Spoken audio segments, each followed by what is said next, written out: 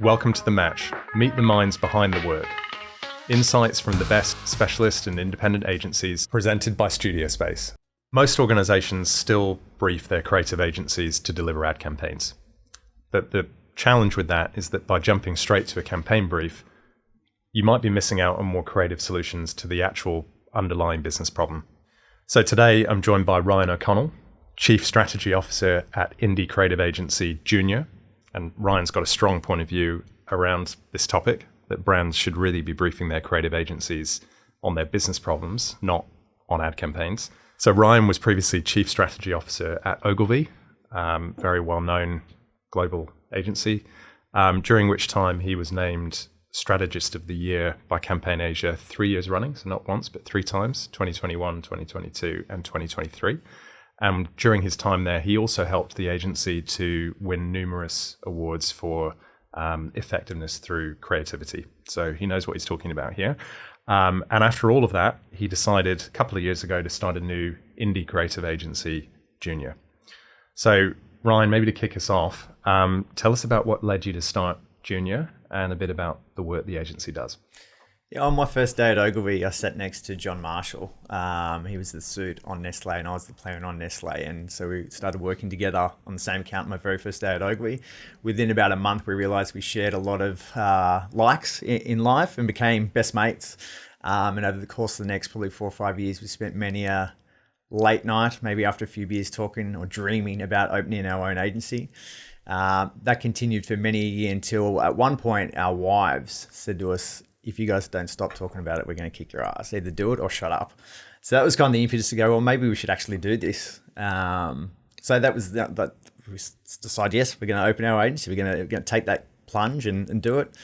The next part is, what are you going to call yourselves? How are you going to brand yourselves? I think if you're going to ask clients to trust you with branding, you've got to be pretty good at branding yourselves. And the conversation quickly turned to, after we made the call that we're going to open our own agency, is what are we going to call it? We both thought that would be a long, robust, awkward conversation. I think within about 15 minutes, we'd kind of fallen around a general positioning for the agency and based on our attitudes towards the industry and towards the work. And we kind of came up with this thought that we wanted to hold on to the enthusiasm, the energy, the passion, the optimism that you have as a junior. You know, you're quite wide-eyed, you're curious, you're keen to do anything, you'll say yes to anything, you're always keen to help out. And that was kind of the impetus to go, okay, maybe juniors, there's something around that. So then Junior is what fell off the back of that. And it was a nice reminder that if you look at the brand name every morning of your agency, it's a nice reminder every day to hold on to that curiosity, hold on to that passion, hold on to that enthusiasm, that energy. And that's what we did. So it all happened pretty quickly. I think it's about 6 months from the time we made the decision till we launched. So it was actually pretty quick in the end. It was years and years of talking about it, probably lots of practice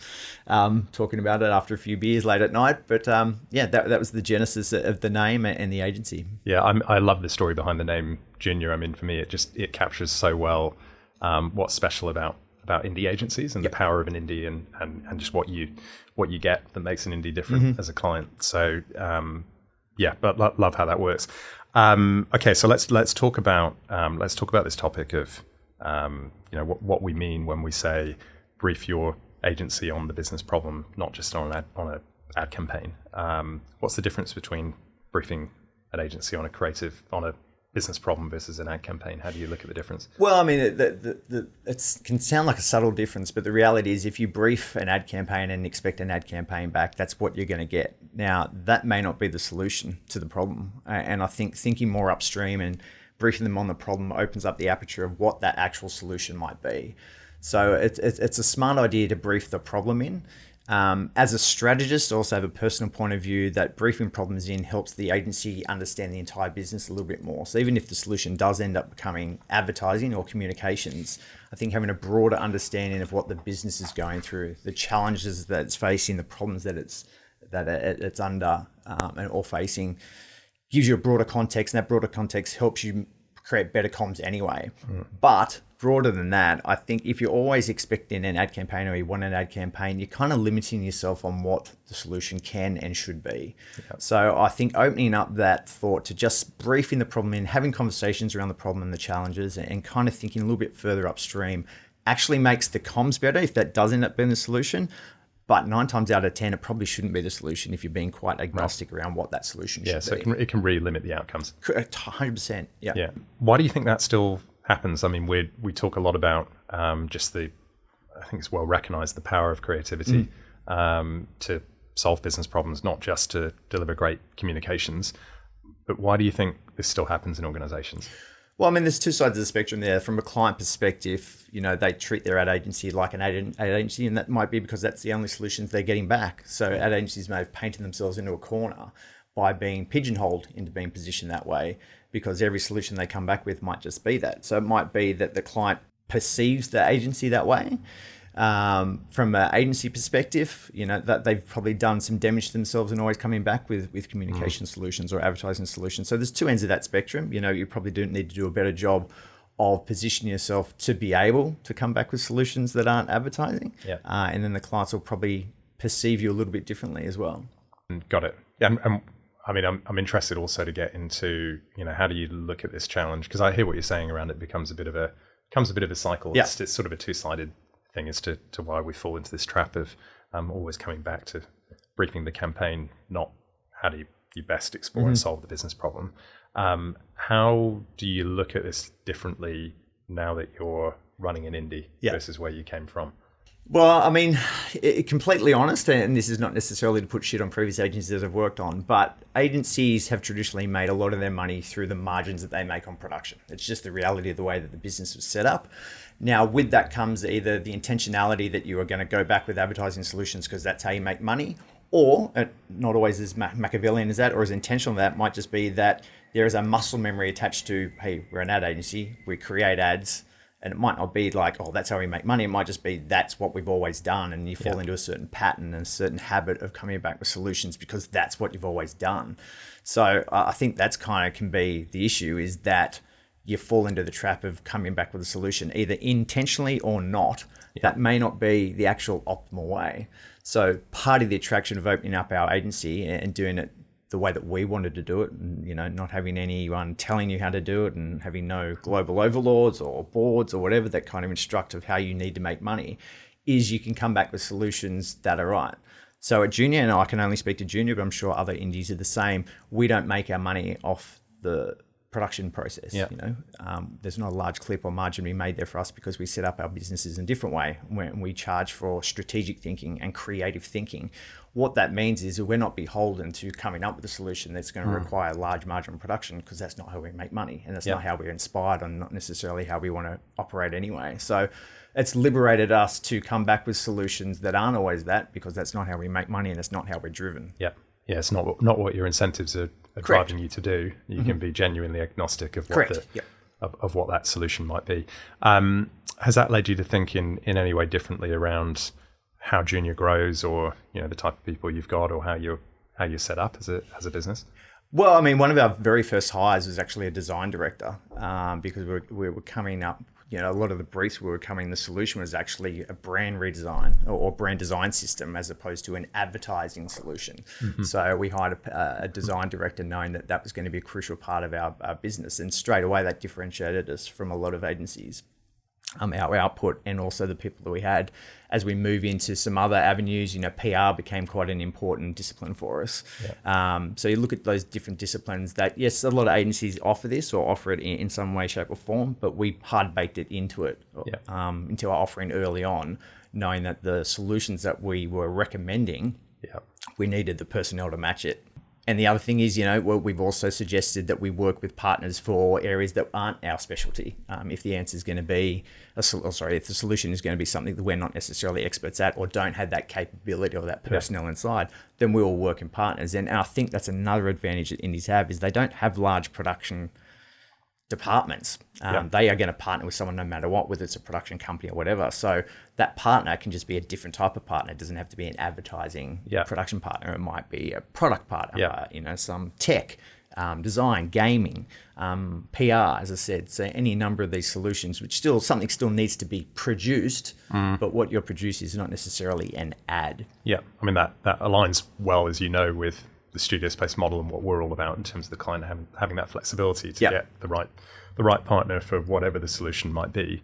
I think, from what you've just said, there's probably also something in there around for the client. They know when they work with an agency like Junior, kind of speaks to your agency's name, that the people they're going to be working with are the most experienced practitioners on your team, and that's kind of what you can do when you're a specialist or when you're an indie and not part of a bigger network. I imagine you spend more of your time on the work with clients, and you can then bring a much broader frame and a lot more expertise as to what the solutions might be. Yeah, there was a large driver in us opening Junior. I think both John and I, as we climbed the advertising corporate ladder, you get further and further away from the actual work. We called ourselves Junior because we were going to hold on to the passion and enthusiasm we had when we were juniors, but also you were closer to the work at that stage. As you climb that ladder and you're in management meetings and process meetings and profit meetings and global meetings, global whips, you do all these things and you're not actually on the tools doing the work. So we were pretty keen to open our own agency because we could roll our sleeves up and go back to being a suit and a planner.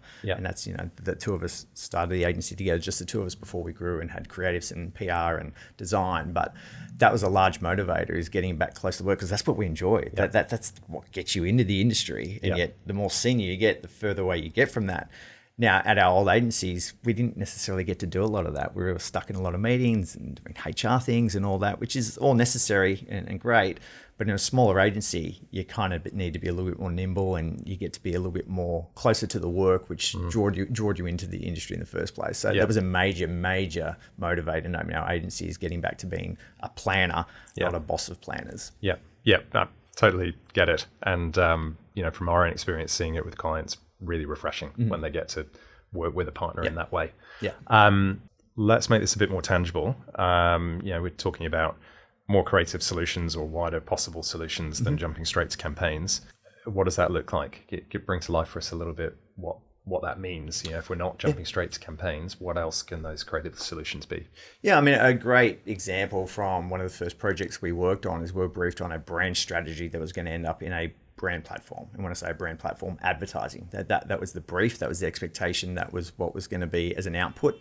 As we got into the process and started to understand the business, understand the category, understand the consumer, and understand the client and their products, we kind of realized that the real solution, above and beyond just a brand strategy and some comms via a brand platform, was actually a name change to one of the products that they have. Right. And that was going to be the big unlock, is that the product was not necessarily doing a lot of heavy lifting explaining what that product is. And they were known for other products, but wanted to be known for this particular product.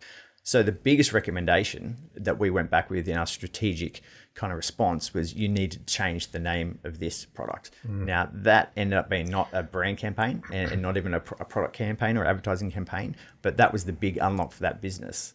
So that's a great example of briefing the problem and understanding the problem, and then having a solution that is bespoke that will solve the problem, as opposed to just creating an ad. Yeah. And we're quite proud of that, because it was one of our very first projects we worked on about 6 months into the agency starting, and we were already recommending a solution that wasn't advertising. It was a product name. And from the client's perspective, I imagine that was likely a much more effective solution than what might have been first imagined. Probably also much more cost effective. Yes. It's not a big campaign that they need to put lots of media spend behind. Yeah. Well, I mean, with any strategic work that you do, you obviously do a lot of research, do a lot of immersion, and then you have to validate your thinking. So the validation of why they should do that was all there. And sometimes that leads to communication, sometimes it leads to something else. In this particular instance, the work that we've done strategically led us to a solution that was completely validated, it completely made sense, and almost became a no-brainer. Like in the meeting where we presented that solution, it was like a light bulb went off the client, go, that's absolutely the right solution. Now, consumers still need to know about that product change. So there's still comms at the end of it as an awareness piece and an education piece. But the core response and the core solution to that problem had nothing really to do with comms. Yep. And if you just jump straight to comms, you wouldn't have got to the right solution, because you skipped the whole important part that was actually the unlock. But equally, I'd guess you needed an open enough brief at the beginning in terms of starting with the problem to allow you the room to run a proper process to do that exploration, gather that insight, and explore possible options. Yep, correct. Yeah.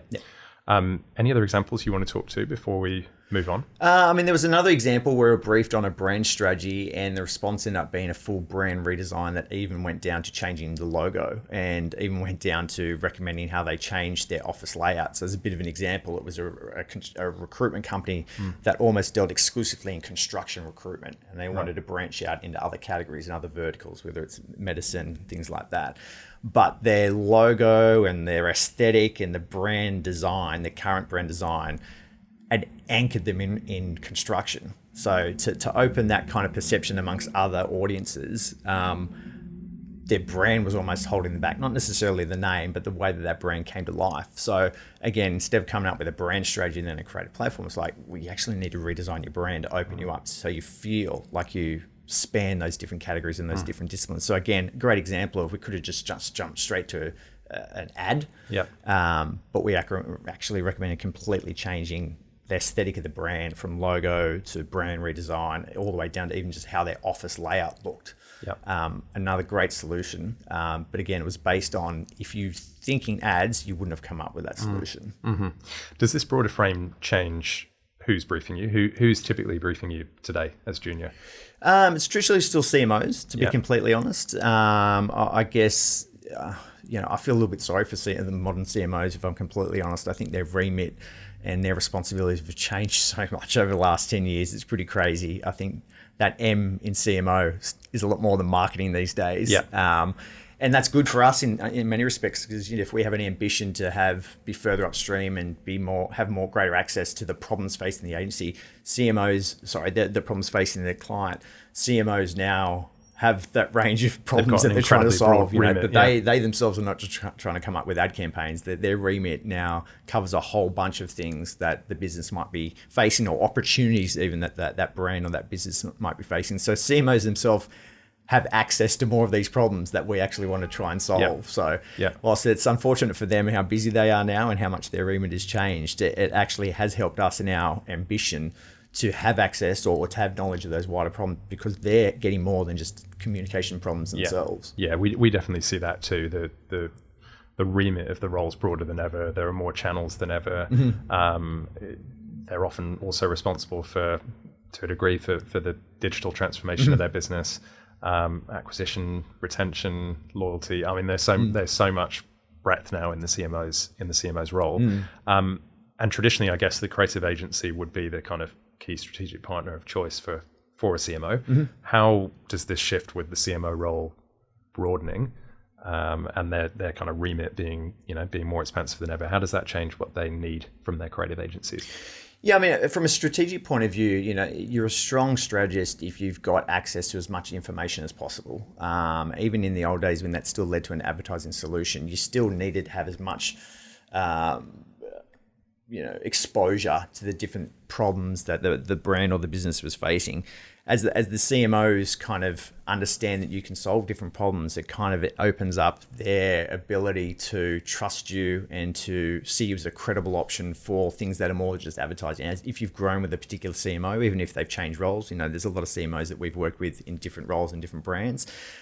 When you get those runs on the board and you prove that you can understand their business and help them out from a strategic point of view and be a strategic partner, and even sometimes just a sounding board for some of the issues that they're going through, it helps you as a planner.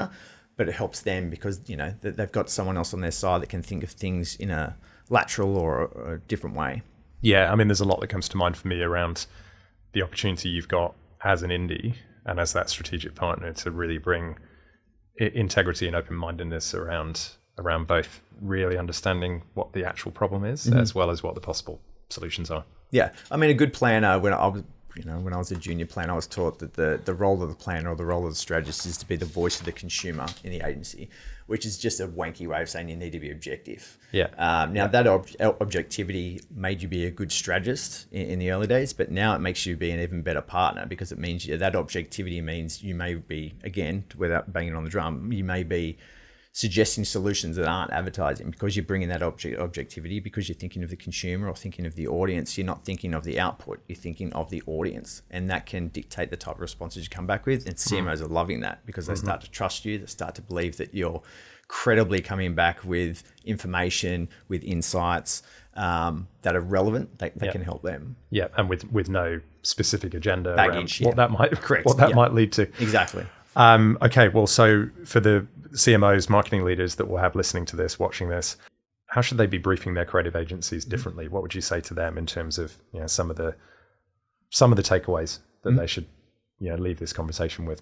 Yeah, I think the first thing is really identifying what the actual business problem is. I think so often in my career, the problem that you think you're solving is not the actual problem. So I think a lot of interrogation, a lot of immersion, working together to really nut out exactly what that problem is. There's a great saying that if you don't have the right articulation of the problem, the chances of the solution being right decrease quite dramatically. So I think, work with your agencies to find out exactly what that problem is. Don't necessarily have a preordained thought around what that solution might be or what that output might be. Just work on the problem and then figure out what the process, what the partners. You may decide if you're objective and you're grown up, you may decide, hey, we're not the right partner for that problem, but at least we've identified the right problem together. And that only holds you in good stead for the next project or the next brief. Like, hey, these guys are always going to be objective. These guys are always going to suggest what the right solution is, even because they've got runs on the board now for saying they weren't the right partner last time. We've got a pretty interesting financial model at Junior where we break down it into 5 parts of the process. And they're gates. We don't go to 2, we don't go to 3, we don't go to 4 until we've passed gate number 1. And gate number 1 is that immersion and identifying the problem correctly. In the past, we've actually suggested to get to phase 2, we're not the right partner for you. Now that is beneficial to a client no matter what, because we can still be really good at identifying a problem. So if nothing else, we can sit together and just pay for that first part of the process to identify the problem, immerse, sit around a table, shoot the shit, get stuff up on a wall and really talk around a problem, really try to nut out exactly what we're trying to solve, and then discuss what the right step is for process 2. And it might not be us, or it might be us. But I think there's always value in just doing that first part of the process, no matter what happens after that. Yeah, I mean, what you've described, it allows you to stay really, really true to running a rigorous process, most likely to get you the best possible solutions. Yeah. Okay, so to focus this, what's one thing you would say to a CMO that they should have in mind the next time they talk to their creative agency?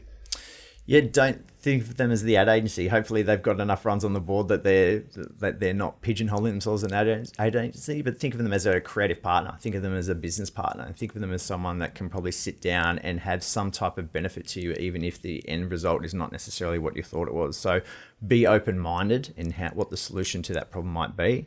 Don't feel as if they're not capable of coming up with a solution. Don't think as if they're not going to be beneficial in some way, shape or form at identifying that problem, then identifying what the solution might be. So in a nutshell, it's about being open-minded about what can come off the back of a well-articulated business problem. Love it. It's been a brilliant conversation, Ryan. Really, really insightful. A great reframe on how brands should think about the role of their creative agencies and the power of creative solutions.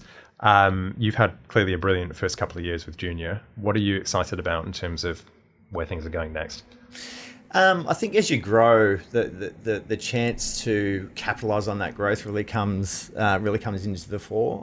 What I'm really excited about is now that we've got some consistent clients, we've got some retained clients, and we've got consistent revenue coming out the doors, we can reinvest that revenue to figure out what the next phase of growth is.